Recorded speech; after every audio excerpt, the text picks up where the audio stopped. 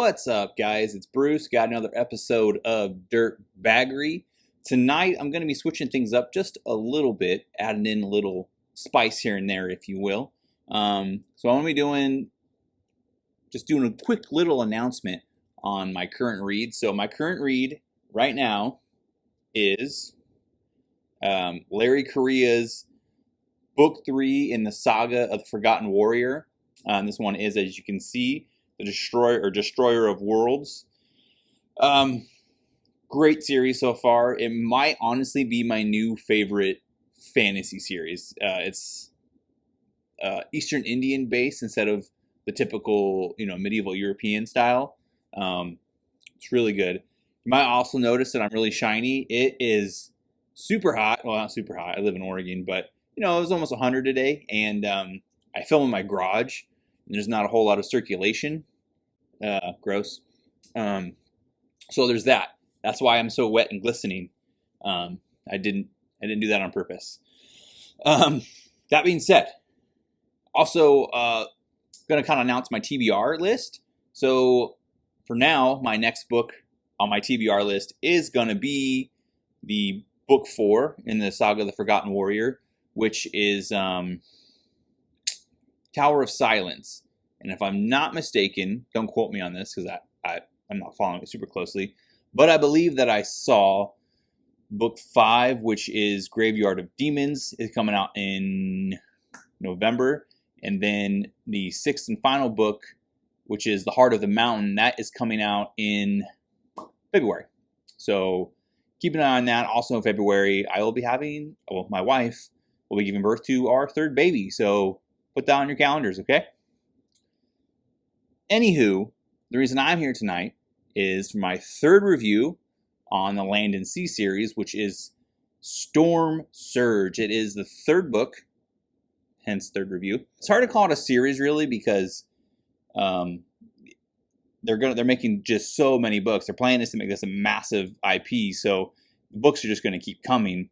I will say it's the third. These first 3 books were a trilogy, so it's the last book in this trilogy, and there are other books out which I'm going to review.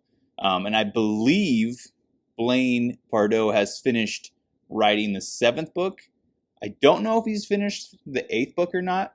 I think with the 7th book, they're just waiting for the narrator to finish up for the audio portion, and they're going to drop it. I think. Don't quote me on that. And then I'm not sure what's going on with book 8. I've heard him say that he's working on it. I think it might be done. I don't know. I'm not writing them, so I don't know. And I don't work with him, so. But yeah, I think book 7 might be coming pretty close. I think I heard him say a title called Cyclone of Chaos. Again, don't quote me on that. I look at a lot of things and I don't write anything down, so. Sorry, dude. Dudettes. That being said, yeah, let's hop into the review for Storm Surge. Book 3 starts off with a humanity that is just absolutely sick and tired of getting its keister kicked by these filthy fish. That's a lot of double iteration there. But we start to see kind of a turning point in this interstellar / maybe intergalactic, I don't know where these things came from, saga. And that is that we finally find ourselves with a bit of initiative, either by anticipating the fish's next move or us organizing an effective counterattack on their home turf back in our oceans. As I mentioned in the last video, one of the new characters that was added in book 2 was Commander Kent Warner, and he is a Navy engineer who is working on developing, forgive my sweat, he's working on developing a new kind of suit like the Asher but underwater called Tridents, and he's got just like super badass pilots that have volunteered to test his rigs during development and pilot them once they're deemed ready to go out and be used in the field. So you got like Navy SEALs, really the only ones I remember, but there's a bunch of badasses piloting those rigs. I don't remember if there's any former Asher pilots that crossed over. I think it was all like Spec Ops guys. Also working in tandem with the Trident suits, there is something, I don't remember what they're called, Pegasus, I think. They're these super small, badass attack subs that have these like crazy adjustable wing, circular wing things on them that allow them to maneuver insane underwater. And the fight scenes with them, even if it's just like the testing runs or the actual battle, are just like laid out so cool. Like the communication between the captain and the crew and everyone on the different stations. It really, I don't know if it's because it's like, it feels like a countdown or all the different steps that go into how this sub is controlled, because there's multiple people operating this war machine. It really, the suspense is palpable. It is a great, all the scenes inside the attack subs are amazing. One of my favorite parts of the series so far, and I think probably what made Storm Surge my favorite of all the books out so far. Just really cool. I'm not even a sub guy. I was on planes, but dude, yeah. I think the terror of being so far underwater and knowing that like the slightest mistake means that you're going to be crushed by freezing darkness is, it's terrifying. It just adds so much more to the conflict. Like, yeah, when you're a grunt and you're fighting, yeah, you can get hit and that sucks. But like, if the wall next to you blows up, well, you're still around. But on a sub, if anything on this massive machine that you're on fails or like, you know, structurally becomes compromised, it's a good chance it could kill you and your body probably never be found. So yeah, I don't know. I think the subs inherently are just very suspenseful, and yeah, I enjoy those scenes a lot. We definitely get the inkling in the other books that Jay Drake is not the best person ever, but we definitely, without a doubt, learn that he is a complete scumbag in this book. Like before, I was kind of like, oh, you know, cool, this guy's sticking it to the government and like, you know, they don't know all of his holdings. That's cool. And yeah, he illegally scrunched up some alien samples and figured out how to harness their bacteria, which is how they generate power for their massive the suits that their bosses wear, which are these huge humanoid shaped aliens that run around in these, I think it's like a suit that they wear, I guess, but it like keeps their bodies pressurized, basically like the opposite of what like a deep sea underwater like diving suit would do, but for them it keeps them pressurized because they're used to living super far down there. But anyway, it takes power, and they use this bacteria to power those suits. Anyway, Jay Drake harnessed that. Spoilers if you haven't read book 2, but I don't know why you're watching a review for book 3 if you haven't read book 2. Yeah, so they harness this bacteria. J-Tech, his company does secretly, and they patent it before the government can figure it out how the technology works. So now the government has to buy this tech from him. And I was like, oh, that's a pretty boss move. But yeah, he's a scumbag. He's not great at all. Like I don't think there's a redeeming quality. You can say, oh yeah, because of his inventions, now we have this new tech, but the government probably would have figured it out too. I mean, it does go to show private is always faster and more efficient than the government. But it's a good example of, regardless whether it's private or public, capitalism versus communism, without morality, it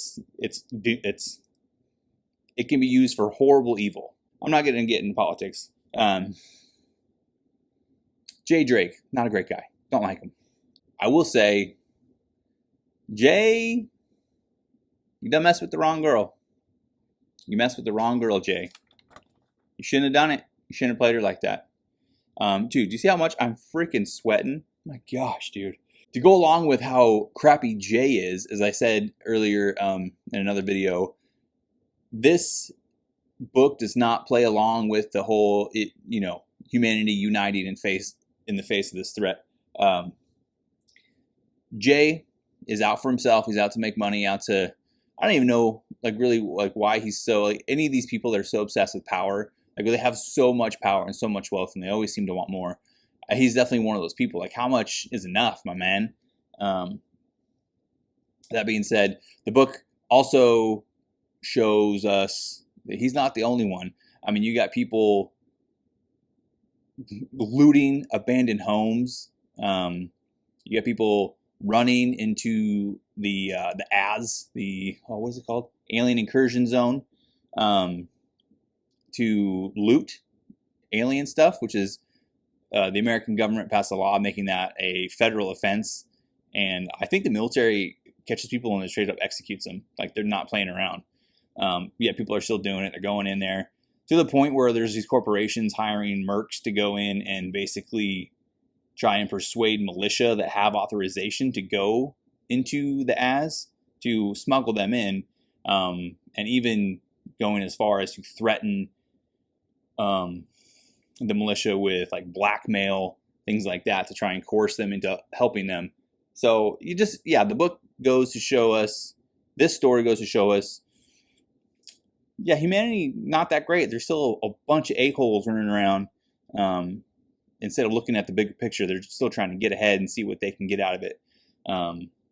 Which we'll see how that plays out in the long run, and see what kind of factions or results, repercussions this behavior has, and see where it goes.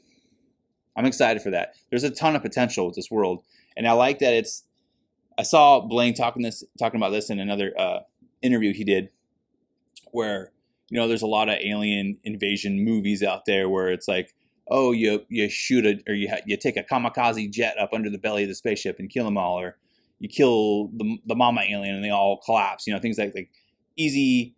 Everyone comes together and joins forces and fights and gets the aliens off Earth, takes care of it, right? Well, that's not how this is. Like I said in the first video, I think it's way more realistic to how humans would actually respond to an alien invasion. It has potential to go on for years, not just in reality, the books can go on for years and the IP can keep growing, but even in the story, it has so much potential to just keep going. The war, who's to say the war's going to be over soon? Who's to say that we're ever going to defeat the aliens? Maybe it's going to be a normal part of Earth now. How are we going to get these aliens out of the ocean, right? It might just be this constant deadlock, right? We don't even really know what they want. We're just trying to respond to their attacks. We don't understand, we can see what they're doing, but we have no idea why they're doing it. But I'm not going to go too in depth on what they're doing. Spoilers. We also, with Jay Drake dropping that new technology to basically allow us to power the Ashers longer, because that was one of the limitations to the Ashers, is that their batteries wore down pretty quick. They didn't have a ton of energy, and they kind of identified that as an advantage that the aliens had, because they were looking at those bosses and how are they, it must take energy. How are they powering it so well? And that's when they discovered that bacteria that multiplies. I don't know, how does it work? I can't remember the exact verbiage on how it works, but they rub together. When it gets contacted or moves, it generates power. I don't know. I'm not a scientist. It's middle sci-fi stuff, and it's alien tech. But that is how they do it, and we copied it, copied it, and we put it into a new gen of Ashers, which are super gangster. And as I was saying, they do a lot of hand-to-hand with the Ashers, and when they realized that, they equipped the new gens with this diamond-bladed chain blade that's arm-mounted. Yeah, really cool. Some of the scenes with that are their choice, dude. That's not white power. I like it. That's okay. That's nice. Oh, we also see another weapon. Another weapon that they added to the new Ashers is flamethrowers, which makes the pilots a little nervous walking around with all that flammable liquid on their suit. But they discovered that heat, for whatever reason, seems to actually really hurt the aliens. So they have flamethrowers on a lot of the rigs, and they also found, like, because when they did one of the original like regular subs were fighting the aliens, they noticed that I don't really remember exactly what the instrument was, but basically it was like a high power radio signal that they turned on full blast, and it seemed to scare the creature away. So they got these radio wave cannons that they have equipped to the Ashers that seem to not just like do damage, but like actually hurt these fish, filthy fish, dude.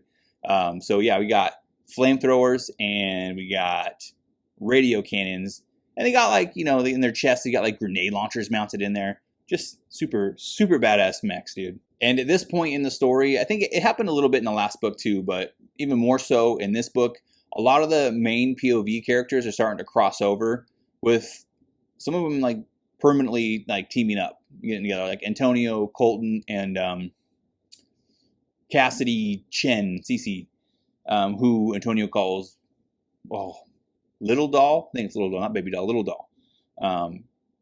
Her story arc is pretty cool. I don't think it's a spoiler to say that, like, she, in book 3, so in book 2, she actually meets up with Antonio and he kind of saves her, and then vice versa, she saves him during an altercation with some fish. And she becomes part of the militia, and she's a little cutthroat, which is actually the name of the militia, Colton's Cutthroats. She like has a rifle, and she puts little gouge marks in the stock for every fish she kills, and we get to see some altercations with her where she's moving with her platoon of militia and fighting some crabs, which are, I don't think I really described. Yeah, I think I did. The crabs are like the scorpion crab looking lobster aliens. They're like the size of a car. And you see her fighting them. Yeah, she's a little badass, dude. And Antonio's cool. He's got a robot leg, and he's like jacked out of his mind. He's a huge guy, army vet. But yeah, they stick together. They become like pretty tight, like a father-daughter kind of thing, because she misses her dad. She doesn't know where he is. She refuses to believe that he's dead. And spoiler though, that you find this out in like beginning of book 2, that he is a prisoner of war with Natalia Falto. I'm not going to say anything more about that, but she thinks she is hopeful. She wants to believe that he's alive. We also get more new aliens. This time we get these massive kaiju looking monsters that come up all over the world. They all look different. They're all like made from different creatures. Like some are like reptilian looking.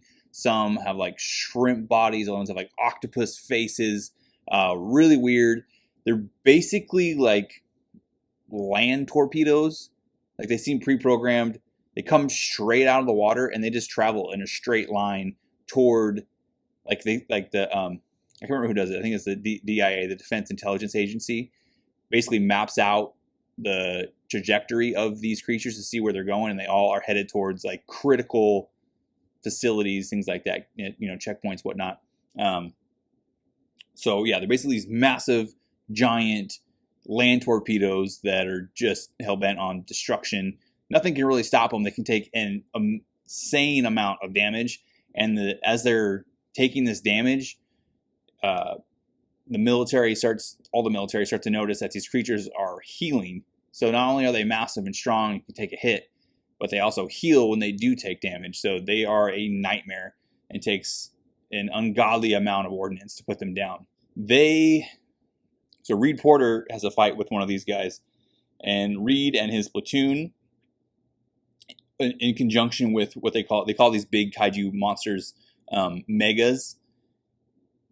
They show that human, not human, we got human, but they show that like the grunts, the infantry, the boots on the ground, you know, like you don't need an Asher to win this fight, right? These guys, okay, this is going to be a little bit of a spoiler, this scene.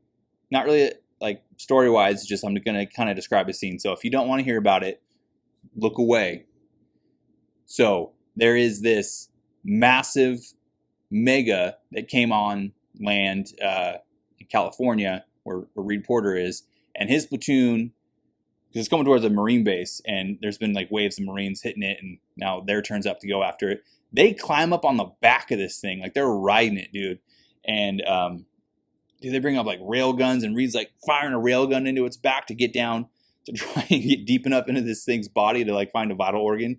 I think he gets deep enough. What do? They plant. I think they plant a bomb, like C4, inside this hole that he's blown apart, and then they blow it up and they jump off, and then as they do, like there was like bosses coming in behind it, because that was kind of the strategy, like have much enemies following behind the chaos that this giant mega makes. And dude, what a cool scene. He starts fighting the bosses.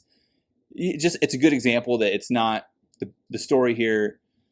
Humanity is not like solely reliant, while the Ashers may be our most effective tool for defense, they are not our only tool, and a well-organized, eager team of Marines can get the job done. Yeah, that was one of my favorite scenes. Like, I liked a lot of things. The sub fights are awesome. That was the sub fight, and that, I don't know, that for just cool points alone, guys jumping on top of a massive alien, that might be the coolest scene in any of the books. For real. Yeah. So the book ends with humanity finally feeling good about some battles. Like, we've won other battles, but all those other ones seem like the kind of victory where we can't afford to have too many victories like that kind of thing. And now we're looking at it. Finally, we had some initiative. We were one step ahead of the fish in a defensive posture. You know, I don't want to say too much more, because I would consider that a legit spoiler. I'll just say, yeah, we finally felt like we got a good hit on the fish without feeling like we got hit back even worse.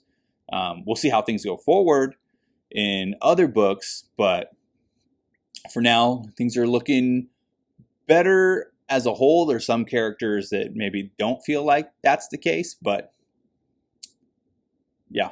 Overall, the third book, as I said, is my favorite, but it's a great ending for the trilogy, but also a jumping off point for the broader world in general, because by no means is anything settled or ended, but we do feel like this story arc has kind of come to a good, complete ending, which is honestly pretty cool to have like this standalone trilogy inside this bigger world where things are still going on outside this well-orchestrated story.